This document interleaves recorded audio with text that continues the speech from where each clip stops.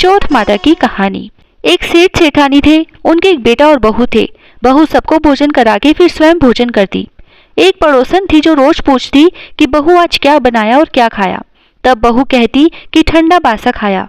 एक दिन उसके पति ने ऐसा सुनकर विचार किया कि आज तो पकवान बनाए जाएं, फिर देखें कि मेरी पत्नी क्या कहती है।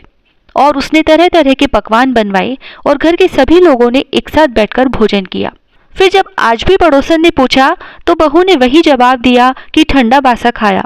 तब सेठ के लड़के ने सोचा कि हो न हो कोई बात अवश्य है जिससे कि मेरी पत्नी ऐसा कहती है।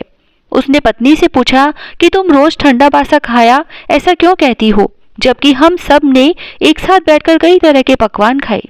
उसकी पत्नी बोली कि हम जो खा रहे हैं वह बाप बूढ़ों की कमाई है। जिस दिन आप कमा कर लाओगे उस दिन मैं समझूंगी कि ताजा भोजन कर रहे हैं। अब एक दिन लड़के ने माँ से कहा कि माँ, मैं एक बड़े शहर में कमाई करने जा रहा हूँ। तब माँ ने कहा, बेटा हमारे पास इतना धन है कि खाया नहीं खूटेगा। लेकिन माँ के मना करने पर भी बेटे ने स्वयं कमाने का दृढ़ निश्चय कर लिया और जाते समय पत्नी से कहा कि मैं जब तक कमा कर बहुत सा धन लेकर न आऊं तुम चूल्हे की आग मत बुझने देना। लेकिन एक दिन चूल्हे की आग बुझ गई तो वह मन ही मन घबराने लगी कि कहीं मेरे पति पर संकट तो नहीं आन पड़ा। जल्दी से पड़ोस में से आग लाकर चूल्हे में रख दूं, ऐसा विचार करके पड़ोस में गई। वहां पड़ोसन चौथ माता का व्रत पूजन कर रही थी तो पड़ोसन ने कहा कि थोड़ी देर में आकर ले जाना। तब बहू ने पड़ोसन से पूछा कि आप यह व्रत क्यों करती है और इससे क्या मिलता है।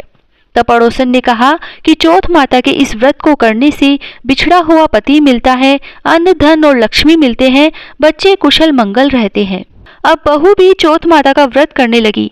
दीवार पर चौथ माता बनाई और वह हर चौथ व्रत के दिन घी गुड़ का चूरमा बनाकर रात्रि को चंद्रमा को अर्घ्य देकर भोजन करती।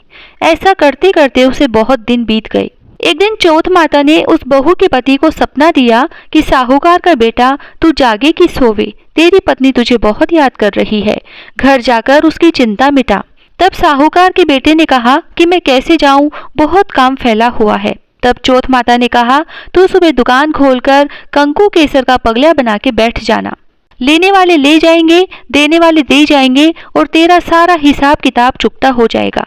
अब तो चौथ माता ने जैसा कहा था वैसा ही हुआ। उसने घर जाने की तैयारी की और गाड़ी भर के धन दौलत लेकर चल दिया।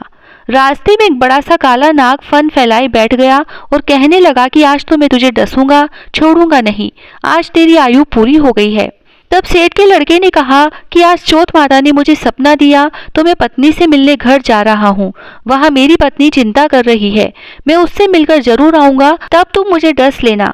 नाग ने कहा तुम शपथ पूर्वक कहकर जाओ तो मैं तुम्हें जाने दूंगा, परंतु लौटकर नहीं आए तो तुम्हारे घर आकर मैं तुम्हें डस लूंगा। इस प्रकार सर्प को वचन देकर वह अपने घर पहुंचा। वहां सभी से हंसी खुशी से मिला और भोजन करने के लिए उदास होकर बैठ गया। उसकी पत्नी ने उदास होने का कारण पूछा तो पति ने काले नाग वाली सारी बात बताते हुए कहा यदि मैं उसके पास नहीं जाऊंगा तो वह घर आकर ही मुझे डस लेगा। पत्नी बहुत चतुर थी, उसने कहा कि आप घबराओ नहीं, आप सो जाओ, मैं एक उपाय करती हूँ। तब पत्नी ने कमरे की 7 सीढ़ियां धोई। पहली सीढ़ी पर रेत, दूसरी पर इत्र, तीसरी पर गुलाल फूल, चौथी पर कंकु केसर, 5वीं पर लड्डू पेड़ा, 6ठी पर गद्दी गलीचा और 7वीं बेड़ी पर दूध का कटोरा भरकर रख दिया। इस प्रकार वह 7 सीढ़ियां सजाकर बैठ गई। आधी रात होते ही नाग आकर सीढ़ियां चढ़ने लगा। पहली सीढ़ी पर रेत में लोटपोट हुआ और कहने लगा कि सेठ की बहू ने आराम तो बहुत दिया पर वचनों से बंधकर आया हूँ सो डसूंगा अवश्य ही। इस प्रकार 7 सीढ़ियों पर नाग आराम करता हुआ और कहता हुआ कि डसूंगा जरूर कमरे में जाने ही वाला था कि चौथ माता ने विचार किया कि यदि इसे नहीं बचाएंगे तो संसार में धर्म कर्म और व्रत पूजन को कौन मानेगा। अब तो गणेश जी, चंद्रमा जी और चौथ माता ने उसे बचाने का विचार किया। चंद्रमा जी ने उजाला किया, चौथ माता ढाल बनी और गणेश जी ने तलवार लेकर नाग को मार दिया और ढाल से ढक दिया। उधर बहू भी थकी हारी थी तो सो गई। दिन उगा तो लोग बेटे से मिलने आए परंतु बेटा बहू तो उठे ही नहीं थे। बहुत देर हो गई तो माँ उठाने गई। माँ ने 7 सीढ़ियों पर जो कुछ देखा तो बहुत घबराई और बेटा बहू को आवाज लगाई। बेटा बहू उठे तो देखा कि एक ढाल तलवार वहां पड़ी हुई है। ढाल उठाई तो वही काला नाग मरा हुआ पड़ा है। बेटा बहू ने सोचा कि आज तो धर्म कर्म ही आड़े आए, जो भगवान गणेश जी और चौथ माता ने हमारी रक्षा की। हे चौथ माता, आपने जैसा सेठ के बेटे बहू की रक्षा की, वैसे सबकी रक्षा करना। बोलो चौथ माता की जय। बिंदाई जी की कहानी। विष्णु भगवान लक्ष्मी जी से विवाह करने जा रहे थे। उन्होंने सारी सभा इकट्ठी करी और सारे देवताओं को बुलाया। तो देवता लोग बोले कि हम तो चल पड़ेंगे, लेकिन गणेश जी को नहीं ले जाएंगे, क्योंकि 1.25 मन मूंग 1.25 मन चावल, खूब सारे घी का तो करे कलेवा, और फिर खाने के लिए अलग से बुलाओ। इसके सूंड है, लंबे लंबे कान है, ऊंचा माथा है, इनको साथ ले जाकर क्या करेंगे? इनको देखकर कुंडिनपुर की नारियां शर्मा जाएंगी।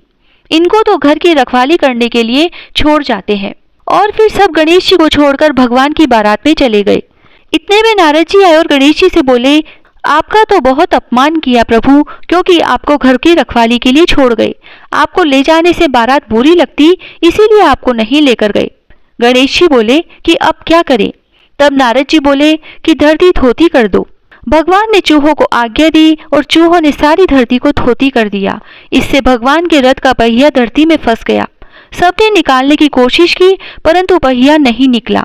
फिर बढ़ई को बुलाकर लाया गया तो बढ़ई ने हाथ लगाते ही कहा, जय बिंदाई जी महाराज, जय गणेश जी। तब फिर सबने बोला कि तूने बिंदाई जी को क्यों याद किया? तब बढ़ई बोला कि बिंदाई जी को याद किए बिना तो कोई भी कार्य सिद्ध नहीं होता। फिर तब सबने सोचा कि हम तो बिंदाई जी को ही छोड़ गए। फिर बिंदाई जी को बुलाया गया और फिर पहले तो गणेश जी को रिद्धि सिद्धि परनाई, बाद में विष्णु जी ने लक्ष्मी जी से विवाह किया। हे बिंदाई जी महाराज, जैसा भगवान के कार्य को सिद्ध किया, वैसा सबका करना। कहने सुनने वाले सभी का कार्य सिद्ध करना। जय श्री राधे।